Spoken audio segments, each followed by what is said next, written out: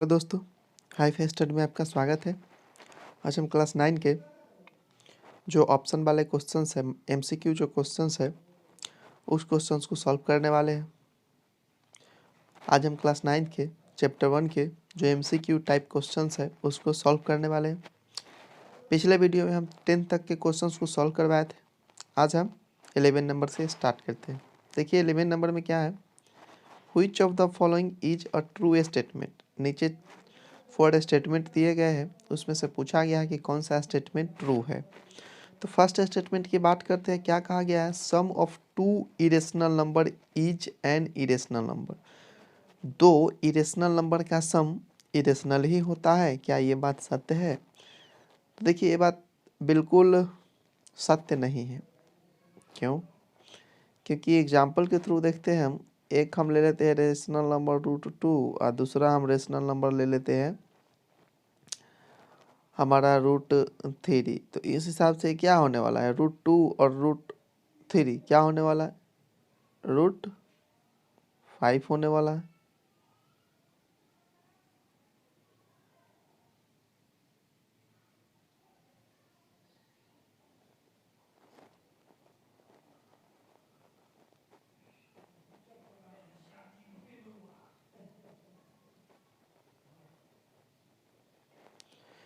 तो दूसरा भी √2 ही ले सकते हैं। इस दूसरा भी √2 ही ले सकते हैं, क्योंकि इसमें ऐसा कुछ बोला है नहीं कि आप एक जैसा नहीं ले सकते हैं। तो ये क्या होने वाला फाइनली, 2√2। तो ये तो हमारा इरेशनल है।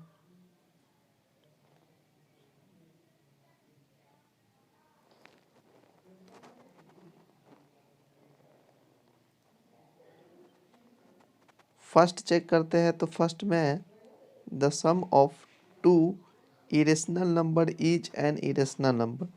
दो इरेशनल नंबर का सम कभी भी कहा है कि दो इरेशनल नंबर का सम इरेशनल ही होता है। तो ऐसा कोई बात नहीं है। देखिए कैसे एग्जाम्पल से, एक हम लेते हैं √2, एक इरेशनल नंबर है, और इसमें ऐड करते हैं माइनस में √2 को। इसमें ये नहीं कहा है हमको कि आप एक जैसा नहीं ले सकते, हम ले सकते हैं।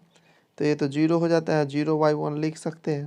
तो 0/1 लिख सकते हैं, यानी PYQ के फॉर्म में लिख सकते हैं। तो ये जो है रेशनल हो गया। तो फर्स्ट जो है हमारा ट्रू नहीं है। सेकेंड की बात करते हैं, product of two irrational number is an irrational number. ऐसा बिल्कुल भी नहीं है। कहा कि दो इरेशनल नंबर का प्रोडक्ट हमेशा इरेशनल होता है। तो ऐसा बिल्कुल नहीं है, क्योंकि √2 और एक और ले लेते हैं √2 और 2 मिल के क्या हो जाता है, 2 और समथिंग कुछ नहीं तो 1 है। तो ये भी हमारा क्या हो गया, ये भी हमारा रेशनल हो गया। तो ये भी बात बिल्कुल गलत है। Every real number is always rational. जितने ये रियल नंबर हमारे होते हैं वो सब रेशनल नंबर होते हैं। तो देखिए रियल नंबर में हमारा, तो देखिए रियल नंबर में हमारा क्या होता है कि रियल नंबर में हमारा रेशनल नंबर भी शामिल होता है और इरेशनल नंबर भी शामिल होता है। दोनों शामिल होता है, इसलिए कहना गलत है। नेक्स्ट क्या है हमारा D number, every real number is either rational और इरेशनल। हाँ, ये आपका डी नंबर जो ऑप्शन है वो बिल्कुल राइट है, क्योंकि जितने भी रियल नंबर होते हैं उसमें रेशनल और इरेशनल दोनों आते हैं। तो इस हिसाब से ये सही है हमारे। तो ऑप्शन नंबर इस क्वेश्चन का डी आप सही है। तो नेक्स्ट क्वेश्चन की तरफ बढ़ते हैं।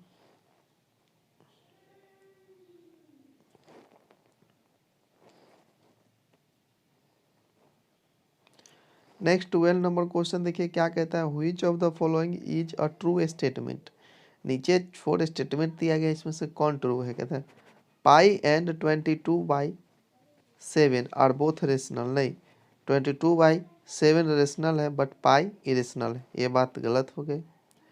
नेक्स्ट सेकेंड नंबर देखिए, पाई एंड 22/7 बोथ आर इरेशनल। नहीं, ये भी गलत हो गया। ये इरेशनल है बल्कि, जबकि ये रेशनल है। अब नेक्स्ट देखिए सी नंबर में क्या कहा जाता है, pi is rational and 22/7 is irrational. ये तो उल्टा ही बोल दिया। 22/7 ये रेशनल होता और ये हमारा इरेशनल होता है। इसमें देखिए सेकेंड लास्ट, इसमें देखिए डी नंबर में pi is irrational and 22/7 is irrational. बिल्कुल डी नंबर ऑप्शन सही है। पाई हमारा इरेशनल होता है। पाई क्या होता है हमारा, याद कर लीजिए, पाई हमारा इरेशनल होता है और पाई का वैल्यू होता है 22/7। ये क्या होता है, ये हमारा रेशनल होता है। तो चलिए नेक्स्ट क्वेश्चन की तरफ बढ़ते हैं।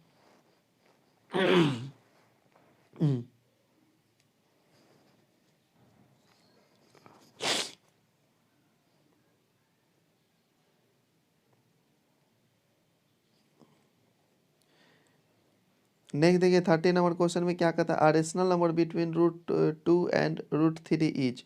√2 और √3 का, √2 और √3 के बीच एक रेशनल नंबर को बताना है।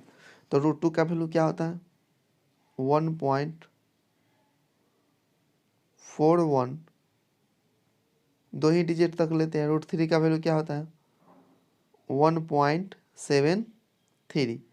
तो देखिए क्या इसमें है, इसमें नहीं, इसमें नहीं, ये एक पॉइंट वाला एक है, दो है पॉइंट वाला। सी में है 2 पॉइंट, तो 2 पॉइंट तो आएगा नहीं क्योंकि 1 पॉइंट समथिंग ही है दोनों में। इसके बीच का हमको एक देना है।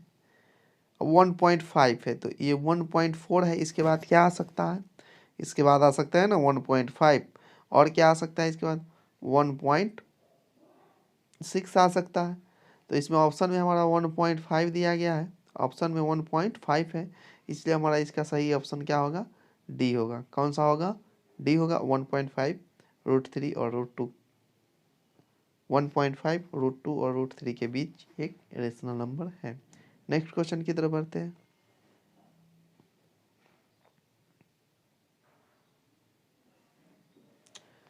नेक्स्ट 40 नंबर क्वेश्चन है, solve the equation and choose the correct answer. इस इक्वेशन को सॉल्व करना है और करेक्ट आंसर को चूज करना है। तो इस इक्वेशन में क्या कहा गया है, 125 के पावर है -1/3। तो 125 के इसके बदले हम क्या लिख सकते हैं वो जरा देखिए। तो 125 को हम कैसे लिख सकते हैं, तो 5 तो 5 लिख ही सकते हैं।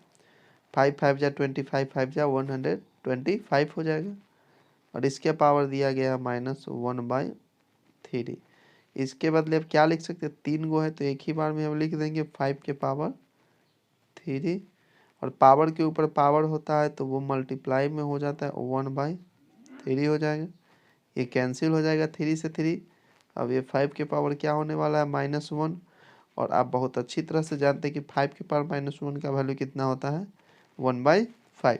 तो इसका सही ऑप्शन होगा डी। इस तरह से सॉल्व कर लिया। नेक्स्ट क्वेश्चन की तरफ बढ़ते हैं।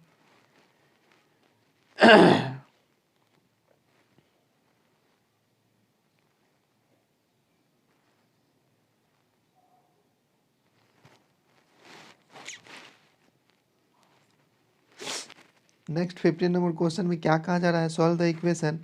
इस इक्वेशन को सॉल्व करना है, करेक्ट आंसर को चूज करना है। तो दिया गया है √32 प्लस √48 बाई √8 प्लस √12, ये दिया गया है। तो जरा एक बात बताइए हमको कि 32 के बदले क्या लिख सकते हैं। 32 के बदले हम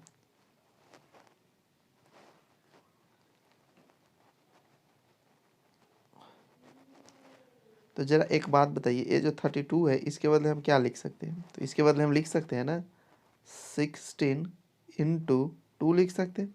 इस पर रूट चढ़ा देते हैं, रूट है तो प्लस है तो प्लस।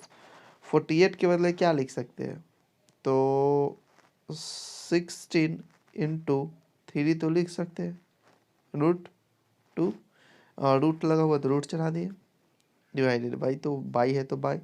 √8 के बदले क्या लिख सकते हो, 4 इंटू 2 तो लिख सकते हैं, रूट लगा हुआ है रूट लगा दिए, प्लस √12 के बदले क्या लिख सकते हैं, 4 इंटू 3 तो लिख सकते हैं, कि नहीं लिख सकते। इस चीज को हम क्या किए,